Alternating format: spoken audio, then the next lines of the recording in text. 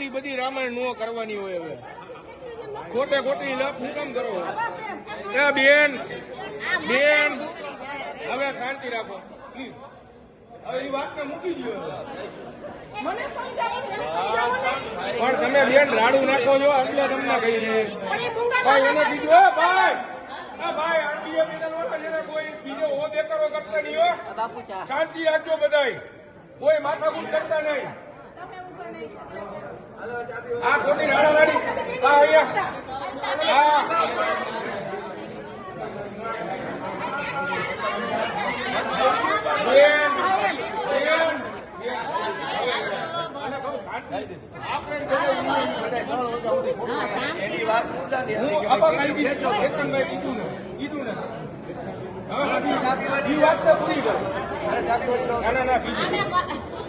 મેં બીજી ભાઈ